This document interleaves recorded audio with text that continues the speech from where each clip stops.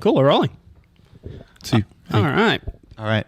Hey everyone, welcome to the 100th episode of the Green Room with Neil Griffiths podcast. I mean, excluding Splendor and Big Sound and all that special shit we do on the side. This is the 100th episode one-on-one, and I am stoked to be joined by Matty Healy of the 1975. Hello. Welcome to the podcast. Thank you. Welcome to Sydney. I understand you've been in here for a couple of hours now. Yeah, I landed a couple of hours ago. Yeah. So, spoiler alert, this episode was filmed on a Saturday afternoon. Something like that. You played Melbourne last night, the start of the Australian tour. How'd it go? Yeah, it was wicked. It was school strike was on in the city as well, so everyone was galvanised. It was good. Yeah, that was going to be my next question. I think 100,000 people in Melbourne, 80,000 people in Sydney. Incredible. And this is something that has been a very big focus for you, especially recently. When did you hear news of these strikes, especially in Australia? When I spoke to, I think, it was Greta's plan at the time, and when I just seen her, I mean, it worked out perfectly. I mean, we were touring the whole world, so I knew I was going to be somewhere that had a decent size strike going on.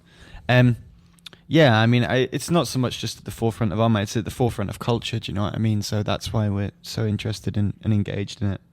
Is it true that you plan for future 1975 releases, or you hope to release them through USBs? Elaborate, please. I've wanted to do that. I've wanted to do something.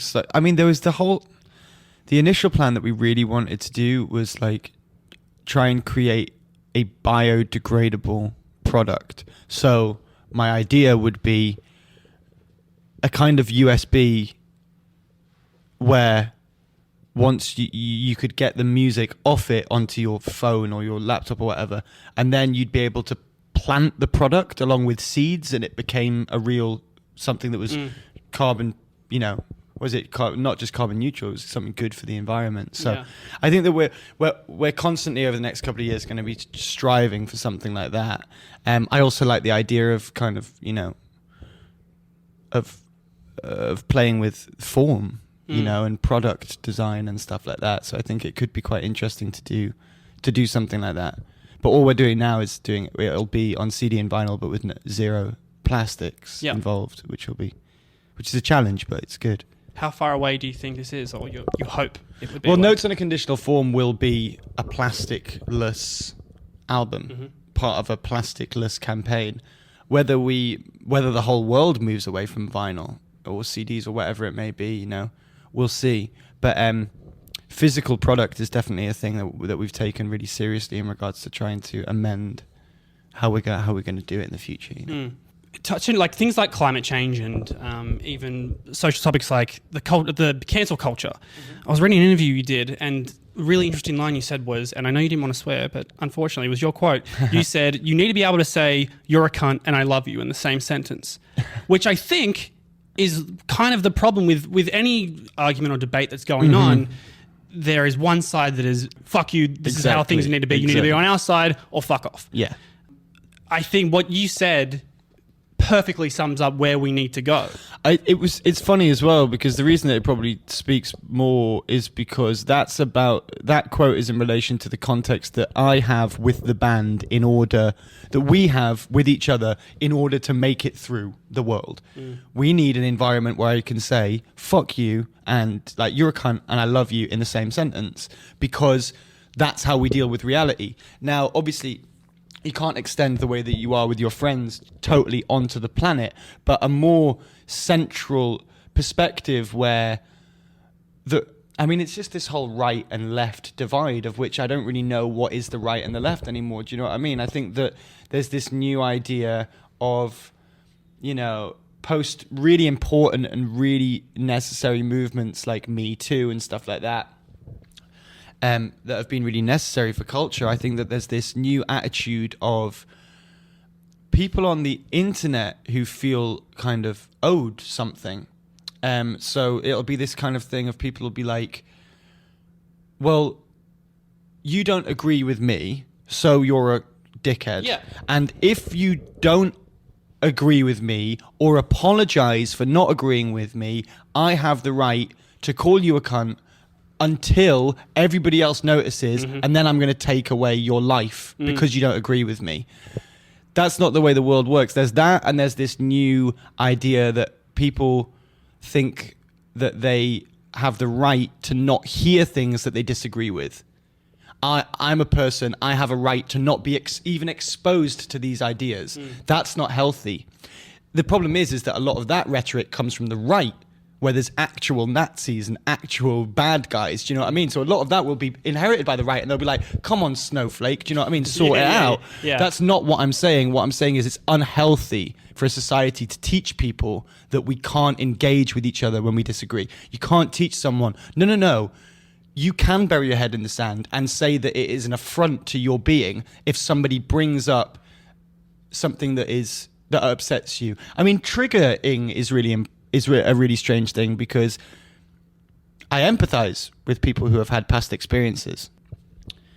But I think the whole trigger warning, safe space, protect people from being exposed to ideas that upset them, I can't really see how that's healthy for a society or for an individual. Like the idea, if I say, that's bigotry, and you say, no, it's not, and I say, you're a bigot. This is the whole thing. The thing that annoys me the most about that is that my analogy would be like, say me, and like I'm really, really pro gay rights, for example. Sure. Pro upholding on a systemic and social level the rights and of people of color, for example. These are really important ideas to me that are kind of beyond intellectual ideas. So I find it really frustrating when I used to find it really frustrating when like mental health was becoming more popular, that people would throw around the word like depression. I was like, if you've seen depression rear its head, like in your family or something like that, you wouldn't just be using it frivolously on Twitter to explain you're having a bad Tuesday. I think it's the same with like people going, I believe this, and the person going, well, I don't believe that's the case. Say you've even talked about like immigration. Do you know what I mean? Say you talked about immigration, someone says something and you go, right, well, you're a racist. It starts to frustrate me because I think like a lot of people just throw that kind of thing around because I want to stop racism, right? But say me, you, what's your name again, mate? That's Zig. He's our video producer and he's a good guy. Say me, you and Zig went to a town and they were like, there's loads of racists in this town, right? Zig, you go over there, and I'm going to go over here. If you got into an argument with somebody and you went, well, you're a racist, and I came over and I said, okay, you found one. Good, you found one. What did he say? Well, he didn't actually say anything racist, but it's like, we're talking about immigration. It's like, he's obviously racist. No. Yeah. No, Yeah. we need to find the racists. Yeah. We need to find them. And blurring the lines or murkying things. And the problem with that is because a lot of people, that's why Trump happens. Because a lot of people who aren't racist, who maybe do have a more conservative attitude or something, will be like, well, you know what? I'll just get somebody who actually is a bit racist to do this. If you're just not going to listen to me, if you're just going to shout at me. But like I said, it is a difficult place because you do have the right wing that does exist, and there is like Nazis in there and stuff like that. Like, so I'm always more protective of the left than I am of the right. But I think that like just for common discourse, we need to be able to like talk about things seriously without just resulting to finalities and name calling, because like putting an ideology on something, like arguing with someone for ages when they could have a point, is way harder and more long form than just saying you're an X, you're a Y, you're a racist, you're a bigot. Because if you call someone a racist, an actual racist or a bigot doesn't deserve to be heard. And that's what you're doing. You're saying you're so beneath contempt that I don't need to take you seriously. So it's like it's difficult because I feel like I take stuff like racism or something way more seriously than a lot of the people who are actively challenging it on the internet. Do you know what I mean? Even like with the climate change, I was having this conversation with someone today, and I saw a couple of signs, and this is like probably like the nicest one of the signs, and I'm sorry for swearing again. No, it's okay. They said like stuff like ScoMo, Scott Morrison, is a cunt. Right. All that's going to do is piss off everyone who likes ScoMo. This is the thing. And hate you more. And whatever cause you're fighting for, it doesn't matter what you're doing. You've said something bad about a guy they like, so they hate you more now. And they'll just hate your cause for it. It's just logic. I think that one of the things that I've always said with like young people at our shows, it's as frustrating as it is biting your tongue okay, I'm not going to rise to that. It's difficult. That's what this generation needs to do. If we're talking about creating a more forgiving set of social circumstances, making the world nicer, you can't do it by calling people a cunt. You can't do it by not being nice. I'm not saying that we don't challenge ideas. I'm not saying that we shouldn't stand up to things. I'm not saying that you shouldn't throw your body on the mechanics of the machine when necessary, but I believe that you can't. I always get, the time that I get so disappointed with myself is if I do that. If I say, you're a cunt, or you're a dickhead, or I don't respond to them. I just say, nah. Do you know what I mean? I get really frustrated with that because I see it with people. Like, I see, like, somebody will be, like, debating Piers Morgan, like a really cool, progressive, left-leaning person, and then they'll call Piers Morgan, I've seen for a pile of wank. It's like, but what you're saying is, essentially in a nutshell, I want people to be nicer in the world. So you can't really do that by going around calling people a pile of wank. That's a good expression. Is that a real thing, a pile of wank? It's something that I saw somebody call Piers Morgan once, and I was a bit like, yeah, I am a fan of yours, but this is not doing anybody any favours. Yeah. And your relationship with fame is very interesting. I know you have the belief that you have this platform, you need to do something with it. And if you're not, what the fuck are you doing? I think it's partially, it comes from where I come from. So that I come from like hardcore and punk. So art as a statement and music having meaning is just part of my DNA. And if I don't come from that, I come from like Black American music from my dad. So like, you know, Wilson Pickett or James Brown, being sat down and like played This Is a Man's World and being like, feel this, understand it. Yeah. You know what I mean, right? Like this is where the truth is. It's about truth, all of it. I was like, okay, I get it. So conviction is incredibly important to me, but it's more to do with like, what is the point? I think that it annoys me when bands, to be honest with you, I don't need to do any of this. Like, I feel like if I put how I feel about the world in my music, I'm not really obliged to do anything else. But I am here, and I am on stages, and I am a person, and I do interviews. So it would be pointless of me to not utilize those platforms. Do you know what I mean? And I think that you do need to not check your privilege, but like I feel privileged outside of being a middle-class white person from England, born in the late 80s. Do you know what I mean? Like, I feel privileged just to do what I do. So sometimes I do feel a little bit like, well, yeah, I need to make a point of this stage. Or what is the point in me getting up at the Brit Awards and just going, thanks, Mum, thanks the industry, thanks everyone. You should thank your mum. Yeah, I think I did that privately. But I think it's like more to do with, I don't see the point. And I think that I'm also culturally positioned, I don't know, alternative music doesn't really exist that much in the popular way that it used to. So you don't have that many like Marilyn Mansons or that kind of like, there's not many, all of your alternative cultural figures are all in hip hop and black music, really. So who am I stood next to? You know, like pop stars. And those pop stars aren't really saying anything about themselves or about the world. So I think that it becomes more obvious to me that I need to utilize this kind of cultural position. So what are like the Ed Sheerans and Taylor Swifts and Beyoncés of the world? Like, do you think that they need to be doing more?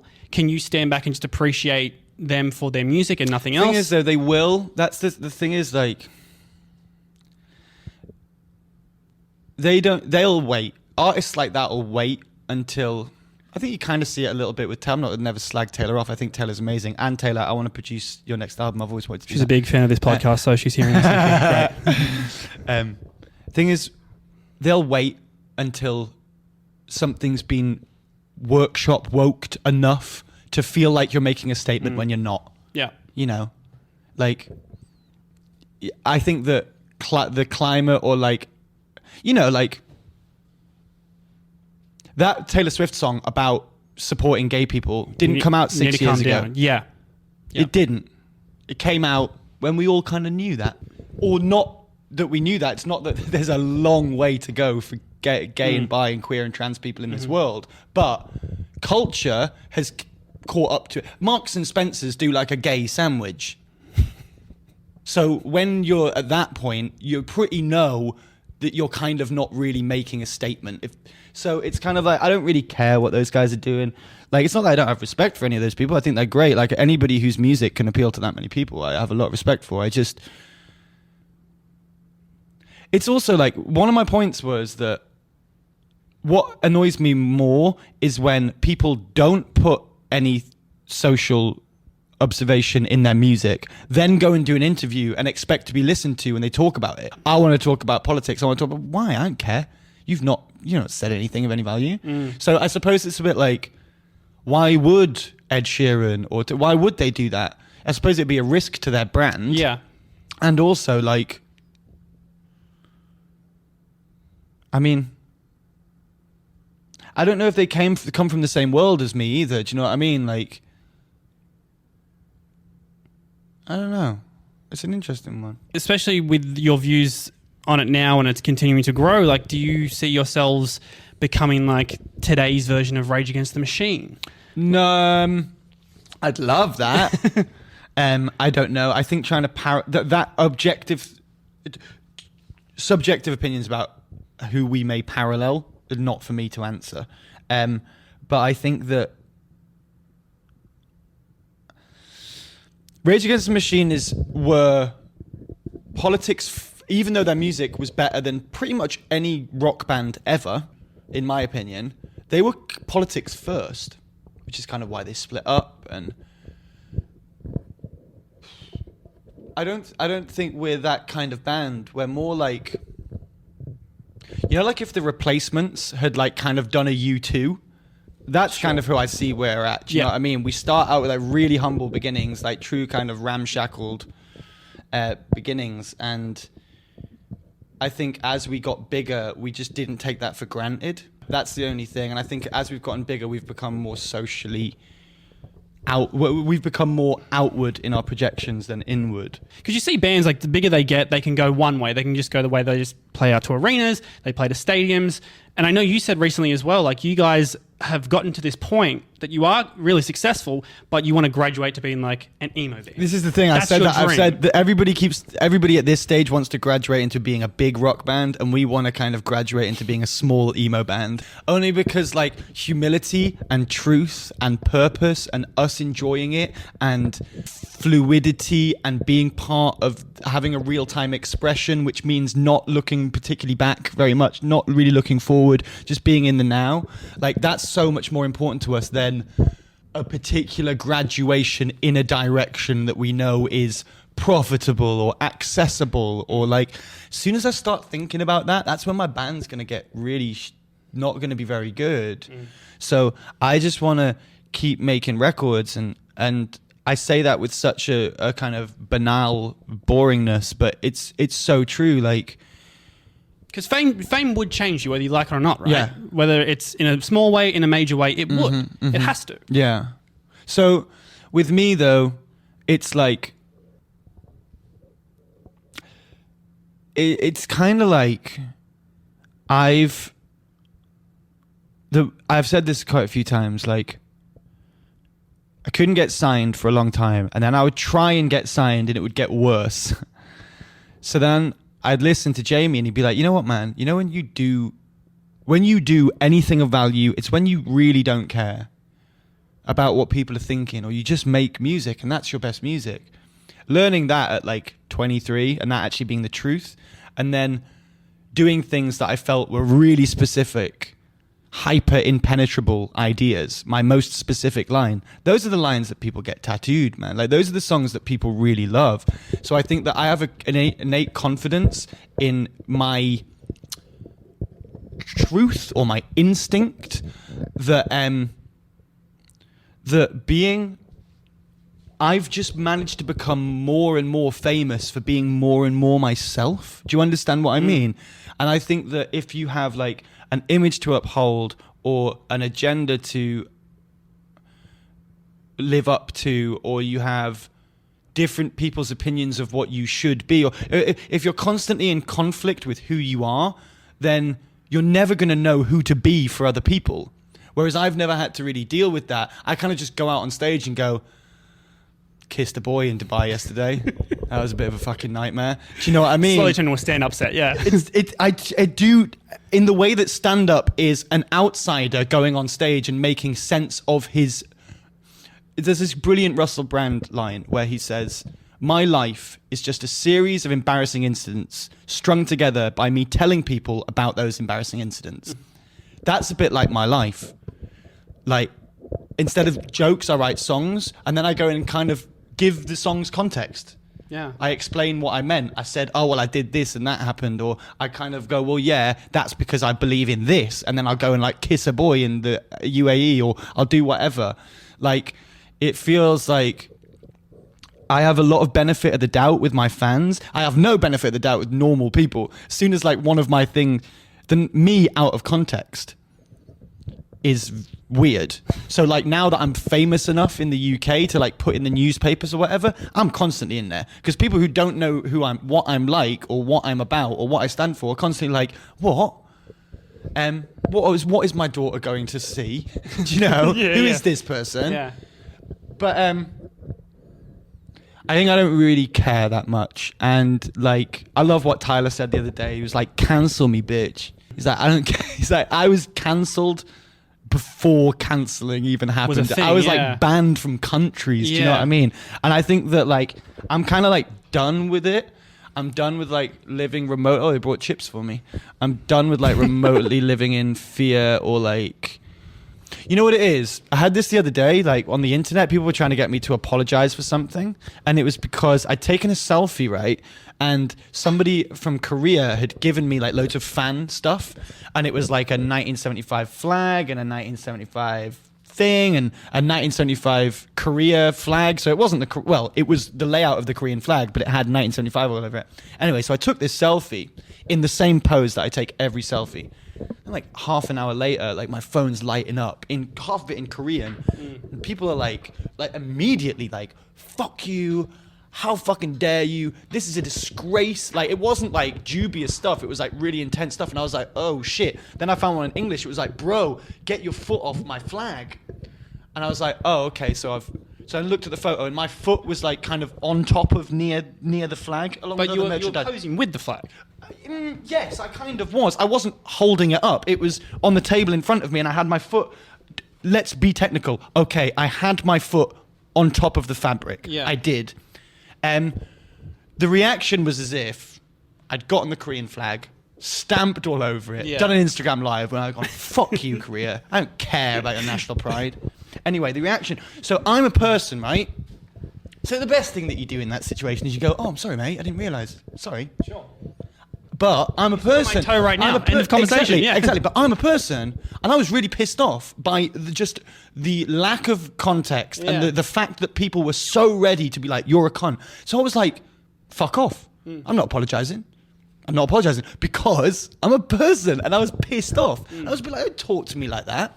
So I think that with me, like, I've realized like I'd rather be a person and be real and live in abbreviated commas, live my truth at the risk of being cancelled than I would buy into a culture that I don't agree with. I'm bored of the no apology culture. I'm bored of this is the thing where I get bored with the left, where you have like all these like woke, amazing publications. Do you know what I mean? The same woke publications that will have some dude who over the past 15 years has been converting people who are neo-Nazis. And the reason he's been doing that is because he used to be a neo-Nazi himself. Mm-hmm. But he's been away, and now he's on this podcast talking about it, and he's got a TED talk, and the left loves him. But the person who's made a mistake recently and has tried to apologize, we go, no, we don't accept your apology. So what are the rules? Is it time? Is it I don't know. Even the Kevin Hart Oscars thing a couple of months ago was completely ridiculous. It was tweets from 2010 or something. He apologized, and then people were still angry, and he said, "I apologized. I'm done with this. I'm not doing this." And people said, "More, okay, you're a homophobe." And he was like, "I apologized. I don't apologize. I'm what a the fuck do comedian. you want from me?" I'm a comedian. 10 years ago, I wasn't as good a comedian. Yeah. The fact that I've gotten better over the 10 years has meant that they've offered me the Oscars job. It's like there was a great Australian comedian who did a bit where he interviewed himself and he pretended to be a CEO. I don't know who it is, but he sat himself down. Do you know who this is? No. He sat himself down and he was like, all right, Derek. I was like, sit down. He was like, you're a graphic designer. He was like, yeah. And he was like, and your work recently, over the past 2 or 3 years working for the company has been incredible. He was like, oh, thank you very much. It's like, so we kind of want to offer you a job based on how amazing of a graphic designer you are. And he's like, oh, wicked. But I've seen some of your graphic design work from 10 years ago and it's not as good as it is now. Yeah. And he goes, well, no, yeah, of course, but that's because I've gotten better. Yeah, we're going to have to let you go. Yeah. But I'm better at it now and I wouldn't do that now. Yeah. It might have been Jim. It sounds very Zeke, Jim Jeffries. It sounds very Jim Jeffries. And that's the whole point. It's like this idea of expected perfection, both in the past, the present, and the future, without obtaining any perfection for yourself, is this ultimate hypocrisy. Do you know what I mean? Like, if we dug out every single thing that any of us had ever said at any point, none of us would be able to get jobs anywhere. Yeah. You know, because we're all people and we've all said stupidly ignorant stuff. Do you know what I mean? Because this attitude that you have is fucking awesome. Because you've said in the one interview, you know, you would produce Taylor Swift's album, but recently I remember you said as well that one of the reasons you kicked your drug habit was because someone actually said, "Oh, hey, Matty," while you were out trying to score. Yeah, I remember that moment. Your attitude to fame, on one hand, is fuck. I have a responsibility here. But you're saying, I don't give a fuck what people think about me. But then also, hey, I would produce an album for arguably the biggest pop artist right now. I care. What I care about is standing up for ideas that I believe in, and what I believe in is honesty and not judging people. That's like my whole like cancel culture rule. Like, I've got like rules for cancel culture. Like, rules? Well, I think that it's easy. Like, people don't know who you do it. I do. I know how it works. If you're a person, most likely a man, in a position of power, and you hold so much power in Monopoly that it requires lots of people at the individual level to group together to stop you from doing that behavior, which you wouldn't have done unless those people got together. That's justified. That's me too. That's a justified thing. Another one, if you're a powerful person in the public eye that says something abhorrent in the public eye and then refuses to apologize for it, that's another one. Yeah. Fair game. A 17-year-old YouTuber who has subjectively done something maybe wrong, a mob mentality getting together and taking them down is normally worse than the moral indiscretions that this person's been accused of. Normally. Because there's this great line in the new version of To Kill a Mockingbird, which Aaron Sorkin has written, where he basically goes on to say, not a quote, I won't be able to quote it, but he basically says, a conscience is a bit annoying. A conscience will keep you up at night. It'll limit your behavior. It'll stop you from doing things. It'll stop you from saying things. It'll make sure that you do certain things. A mob is where a conscience goes for a break. That's what a mob is. The idea of individualism, the idea of responsibility, the idea of not being anonymous. When you have all of those, you know, when you're faced with those ideas, it's a bit like, oh, but if you give someone anonymity, just say what you want. Just say it. Just join the club and just fucking say it. So for argument's sake, you wake up tomorrow and they say, hey, Matty put this Facebook post in 2003 and he said something that was, I don't know, homophobic. Right. What would you do in that instance? Do you apologize immediately? Do you say, guys, this was 15 years ago? You know what? It's difficult because part of my attitude comes from the fact that I don't actually have anything to worry about. I'm not a very feely guy. I feel like I would defend myself. I wouldn't just go, oh, fuck off. Because within these situations, somebody might actually be really upset. Yeah, and it's still important to acknowledge that what you said may have been wrong. Exactly. Yeah. Like, this is the whole thing. I'm the first person to be like, that was wrong. That was silly. And there's a reason for that, but it's probably just because I was a bit nervous, or I was trying to be funny. You know, like a lot of these things, there always has to be like profound reasons for why people messed up. Not that they were like showing off. This is the thing. What people are quite good with being self-effacing, even though these are the things we don't think people are good at. Being self-effacing, apologizing, understanding. We're actually quite good at that on a personal level. Looking like a dick in front of our mates, no one can deal with it. No one can deal with it at all. That is what most stuff is based on. Not feeling a bit embarrassed and stupid and looking like a dickhead in front of your mates. You'll do anything in that moment to avoid that. So if all of those moments are documented... Kill me. Exactly. Honestly, yeah, not a chance. Not a chance. Well, look, man, we've got to wrap this up soon, so we've got to talk about the album very quickly. Okay. Tell me about it, man. I mean, obviously, people has been very interesting, the reaction, the response. Nothing like we've heard 1975 before. No. Is this the direction we're going in? No. I don't think any... Each 1975 song, it's becoming more apparent now, has quite a stylistic and narrative start and finish. They tend not to bleed that much into each other. The narrative album to album of it's me, it's Matty doing the lyrics, that's kind of a consistency. Everything else is kind of up in the air. No, this record is... If you can imagine people being pretty standalone, it's a series of those. Okay. So there's no other ones that sound like People, but there's ones that sound as specifically one thing as People does. Like I said, I've been trying to talk about this record, man. Like, I started making it 5 days after A Brief Inquiry. I started touring A Brief Inquiry. The idea of following up A Brief Inquiry as an idea, like I said the other day to someone, I only really realized that like a couple of days ago. I had so much to go on, and I was like, oh yeah, I'm actually following up my biggest record. And I look at George, and I'm like, shit, we haven't thought about that at all. Maybe that's healthy for bands to do that. Maybe you should try and make a bigger, in abbreviated commas, record, but at least it'll be a real record, because we haven't thought about that at all. We haven't even finished it. Like, we're like halfway. I say halfway through. Like, every song that'll go on it is kind of there-ish. Just, I need to finish all the vocals and all the lyrics and get it all done. But well, look, I expect Taylor Swift will call you within the next 2 days after I she's love, there. you know so what, your man? schedule's gonna be full, and mate. you know what? I'll talk quickly about Taylor Swift, just about music, because it's quite interesting. I was with Zane Lowe's, like such a good friend of mine now. I thought that I'd just nailed it with an idea, because I was like talking to him about records. I was like, dude, I'm a genius. You know what I'm going to try and do? Good start, yeah.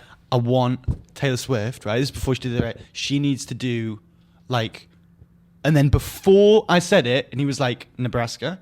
And I was like, Bruce Springsteen. I was like, no, but I was going to say Blue by Joni Mitchell. Why did you say Nebraska? Because that's exactly the same kind of thing. And he was like, well, of course, man. Like, Taylor Swift doing it's me on an acoustic guitar record. I can't think of a record that would sell more than that. Yeah. Like Taylor Swift's intimate return to country. It's like, of course you want to produce that. Of course you do. Well, Taylor, but she wouldn't do that because it would age her. She's incredibly ageless and incredibly beautiful physically, and she's got this thing of being very young. But as soon as you do that as an artist like that, it means you're like a woman, you know what I mean? So she's going to sit on that idea. But Taylor, if you ever want someone to help you set up the mics for your little acoustic record, just, you know, I'm there. Well, Matty, thank you so much, man. I appreciate your time. Thank you. Good luck with the tour. When you hear this, Sydney show will be over, so you killed it. Congratulations. Yep, nailed it. Looking forward to seeing you come back for Laneway 2020 as well, man. Yeah, man, I'll see you there. Thanks so much. Thank you.